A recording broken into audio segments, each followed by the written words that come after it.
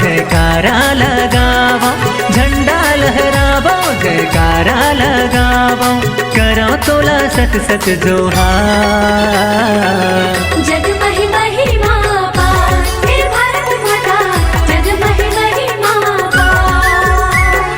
झंडा लहरावो, जयकारा लगावो, झंडा लहरावो, जयकारा लगावो, करो तोला सत सत जोहार। जग महि महिमा पार, हे भारत माता, जग महि महिमा पार, हे भारत माता, जग महि महिमा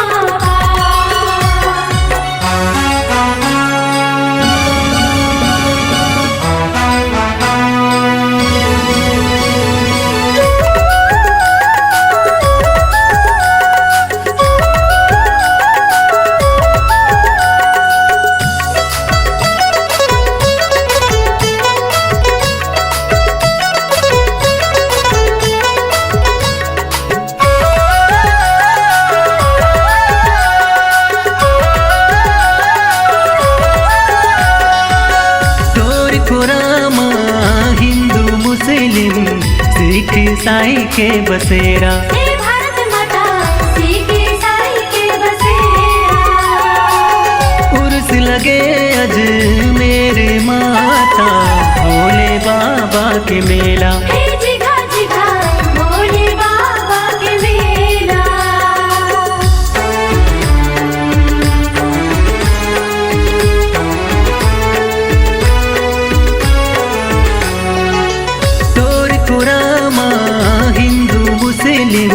सिख ईसाई के बसेरा, हे भारत माता, सिख ईसाई के बसेरा। उर्स लगे अज मेरे माता, भोले बाबा के मेला, हे जिगा जिगा भोले बाबा के मेला। घासियों कबीर जी के चले उपदेश हो, घासी कबीर जी के चले उपदेश हो, घासियों कबीर जी के चले उपदेश हो, गिर देला करे उजियार। जग महि महिमा पार, हे भारत माता, जग महि महिमा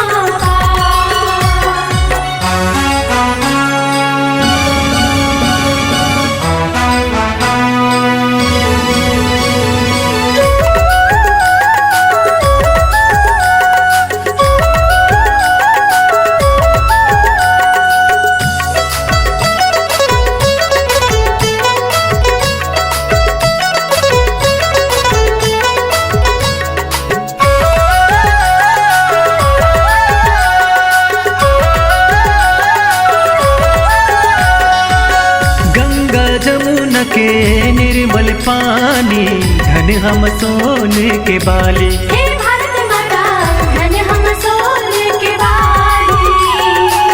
स्वर्ग लयापन गोदी में बसाए, कश्मीर के हरियाली, हे गाइयो कश्मीर के हरियाली।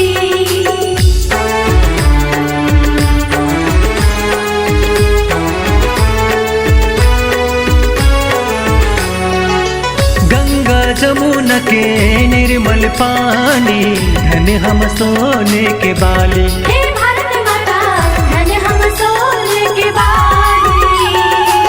स्वर्ग लयापन गोदी में बसाए, कश्मीर के हरियाली, हे गाइयो कश्मीर के हरियाली। दया माया के तोरे भेष हो,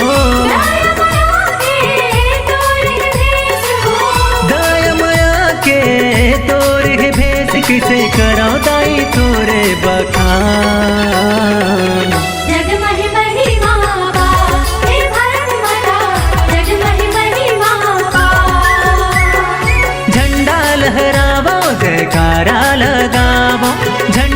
लहरावो जयकारा लगावो करो तोला सत सत जोहार।